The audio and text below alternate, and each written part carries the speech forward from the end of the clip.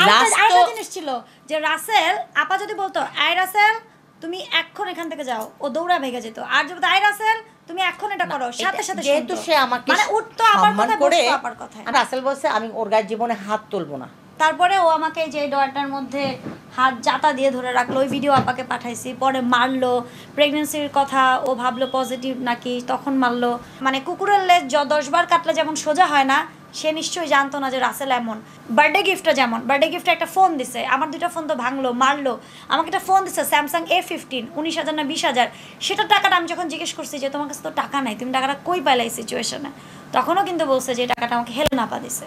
আমি হেলেনা জাহাঙ্গীর যদি কারোর সাথে চিটারি করে থাকি, কে কে জিজ্ঞেস করছে? কে জিজ্ঞেস জানি না, কণ্ঠটা আকাশের মতো মনে হচ্ছে আমার কাছে। বর্ষা তো ওই যে পাটা বের করে আপা গো আমি ব্যথা মরে যায়, তা আমার কি মায়া লাগে না? ও আমার মা ডাকে, বোন ডাকে, আমার মায়া লাগে না? আমি তো রাস্তা যত ফল ফ্রুট পাই সব রকমের ফল ফ্রুট নিয়ে চলে গা, কারণ আমি জানি যে আমার ওরে জিজ্ঞেস করো তো কতদিন খাওয়াই দিছি আমি। হ্যাঁ আমি খাওয়াই দিছি ওরে, কারণ ও না খায়া খায়া আমি কেন জন্য মানুষের জন্য না খেয়ে মরতেছো? তুমি তোমার বোঝা উচিত তুমি একটা মানুষ, তোমার 2টা বাচ্চা আছে, একটা মানুষের বাচ্চা দিয়ে সারা জীবন পার করে দিতে পারে, তুমি কেন একটা ছেলের পিছনে লাইফটা নষ্ট করতেছো? খাও। ইভেন যখন মারতো আপাকে ভিডিও করে করে পাঠাইতাম আমি, যে আপা এই দেখো তোমার ভাই আমারে মারছে, আপা এই দেখো।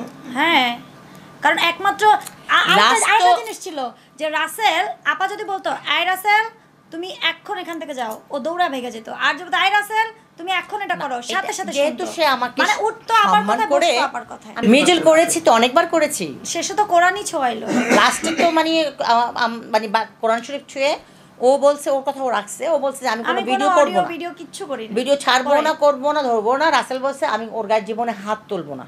তারপরে ও আমাকে যে ডয়ারটার মধ্যে হাত জাতা দিয়ে ধরে রাখলো, ওই ভিডিও আপাকে পাঠাইছি, পরে মারলো, প্রেগনেন্সির কথা ও ভাবলো পজিটিভ নাকি, তখন মারলো।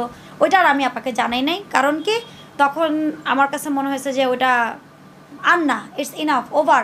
কারণ আপার সাথে এর আগের দিনও আমার কথা হয়েছে, দেখা হয়েছে, অ্যান্ড দেখা গেছে যে আমি আপার মেয়ে, আপার বোন আসছে বাইরে থেকে, যখন আমরা মেয়েরা একসাথে থাকি তখন না আমিও মেন্টালি খুব ভালো থাকি। যখন ওই যে রাসেল মিয়ার কথা আসে বা এই রাসেল মিয়ার শব্দটা আসে, তখন কিন্তু মেন্টালি আমি আবার ডিস্টার্ব হয়ে যাই, আবার আমি আপসেট হয়ে যাই, আবার আমার ভেতরে একটা আতঙ্ক চলে আসে, আবার কষ্টটা ভেতরে জমা দেয়। এই কারণে কী করছে, আমি টোটালি লাস্ট 3-4 দিন মনে হয় একদমই অ্যাভয়েড করছি রাসেলের ব্যাপারে, কিন্তু কোনো আলাপই হয় নাই 3-4 দিন মনে হয়, যে রাসেলের ব্যাপারে আমি কোনো কথাই বলি নাই, যে না ইটস ওভার, ইনাফ, অনেক হয়েছে, অনেক হয়েছে। হ্যাঁ, এই হলো অবস্থা। এখন যারা আমি বলছি, যারা আমাকে শেষ করতে দাও, যারা ভাবছেন ওটা হেলেনা জাহাঙ্গীর, এখন আল্লাহর পরে আমি আবারও বলছি, আমি এটা ওনাকেও বলছি, ওনার মেয়ে থেকে ফ্যামিলি দুলাভাই থেকে শুরু করে সবাইকে বলছি, যে একটা জিনিস দেখছি যে তার ইচ্ছা চেষ্টা এই সংসারটা বসানোর জন্য সে আপ্রাণ চেষ্টা করছে, সারাদিন না খেয়েও সে বসে রাসেলকে বুঝাইছে। এখন মানে কুকুরের লেজ 10 বার কাটলে যেমন সোজা হয় না, সে নিশ্চয়ই জানতো না যে রাসেল এমন। কারণ সে যদি আরেকটা জিনিস এখানে, যে সে বলছে আপাকে চিনে 12 বছর ধরে, কিন্তু এখন জানতে পারলাম আপারে চিনে ভাইয়ারে সিনেমার মাধ্যমে।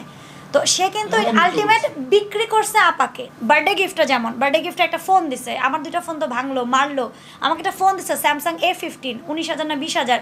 সেটার টাকাটা আমি যখন জিজ্ঞেস করছি যে তোমার কাছে তো টাকা নাই, তুমি টাকাটা কই পাইলা এই সিচুয়েশনে, তখনও কিন্তু বলছে যে টাকাটা আমাকে হেলেনা আপা দিছে। কিন্তু তোমাকে বলছি আপা তুমি কি টাকা দিছো, আপা বলছে না বর্ষা আমি দিই নাই। তার মানে কি বাইরের মানুষ, বাইরের মেয়েদের সাথে কমিউনিকেশন, এবং আমি আপাকে এটাও পাঠাইতাম যে ও মেয়েদের সাথে যে কথা বলতো এগুলো আপার কাছে আছে। সে আলটিমেট মানে আপাকে তার লিগ্যাল গার্ডিয়ান শো করছে, এবং আমাকে বলছে তার একমাত্র গার্ডিয়ান হেলেনা জাহাঙ্গীর, এবং আমার কাছে সেটা রিপ্রেজেন্টও করছে। মানে আপা যদি বলতো উঠো, উঠতো, আপা যদি বলতো বসো, বসতো। এখন সে যদি এটার আড়ালে ক্রাইম করে, যেমন তার প্রথম বিবাহ 2015 সাল, তুমি জানো? আচ্ছা, দ্বিতীয় বিয়ে 2020 সাল, তুমি জানো? একটা ছেলে, বাবা মা নাই, 2020 সাল, বউ বাচ্চা নাই, কিছু নাই, বউ বাচ্চার কথা স্বীকার করে নাই, সে লিভ টুগেদারে ছিল। এটা জানতেন? মানে জানতো তুমি? না, আমি তো জানি কিছুই জানতো না। তাহলে এখন সে মানে আমার চোখে আমি দেখি না, আমি কেন বলবো? আর আকাশের একটা কথা বলি, চিটার বাটপার আমরা লাইভে কাউকে বলবো না। আমিও দেখছি তুমি কোথাও একটা কথা কনফারেন্সে বলতেছে চিটার হিসাবে চিনে কিনা আমাকে। আমি হেলেনা জাহাঙ্গীর যদি কারোর সাথে চিটারি করে থাকি, কে কে জিজ্ঞেস করছে? কে জিজ্ঞেস জানি না, কণ্ঠটা আকাশের মতো মনে হচ্ছে আমার কাছে। আচ্ছা, ও যেমন এখন বললো যে চিটার হিসাবে রাসেলকে চিনি কিনা। আসলে এগুলি আমি যে প্রতারণা মামলা খাইছি 52,000 টাকার মামলা, সেটা অনেকেই জানে। হ্যাঁ, আমার বাসার বডিগার্ডের বেতন কত, ড্রাইভারের বেতন কত, এগুলি বলে লাভ নাই।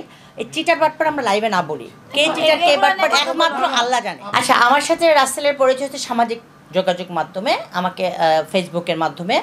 তো হ্যাঁ, আপা বোন ডাকতো। তারপরে হঠাৎ করে ওই ভাইয়ার ছবির ও আমার টিভিতে গেছে, জয়দত্তা টেলিভিশনে গেছে 2018 সালে বোধ হয়। তো গেছে আমার সাথে, আসলে আমি কারোর সাথে ইন্টিমেসিটা করতে পারি না, যেহেতু আমার অনেক কাজ। আমার সাথে কেউ থাকলে পাগল হয়ে যাবে, কারণ আমার এত ফোন কল আসে, এত ব্যস্ত আমি। ও নিজেও জানে, ঠিক আছে। ওরে রাইখে যখন ভিডিও কল দেয় ও দেখে আমি কী করি, উপর থেকে নিচে, নিচ থেকে উপরে।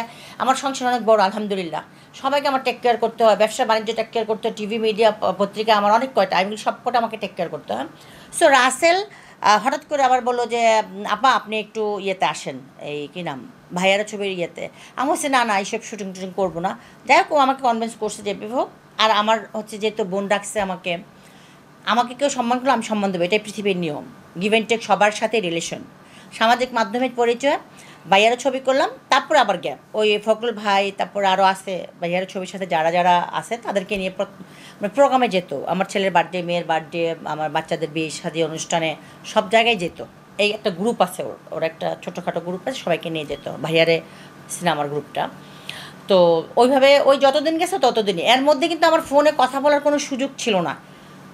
ওর বিয়েতে যখন ওর বিয়ের আগে গোয়ার ছবিটা শুরু হয়, আমার এফডিসির ইলেকশনে ও আমাকে মানে বিভিন্ন জায়গায় ফোন টোন, আমি তো মানে এত ফোন টোন করতে পারি না, ও করছে, ও হেল্প করছে, আমাকে সাহায্য করছে। বলা যায় যে ছোটো ভাই হিসাবে আমাকে যতটুকু করার করছে, সে বিভিন্ন জায়গায় ফোন দিছে, বুঝাইছে যে আমার আপা বোন এফডিসিতে ইলেকশন, ওর দাঁড়ানোর কথা ছিল এফডিসিতে, ওরও নাম ছিল।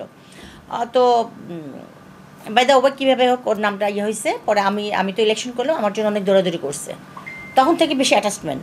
তারপরে ওই যে ভাইয়ারা ইলেকশন করার সময় বলছে আমি ছবি বানাবো, ওইটা যেহেতু বানাবো বলছে, আমি যেটা কথা দিই সেটা কথা রাখি।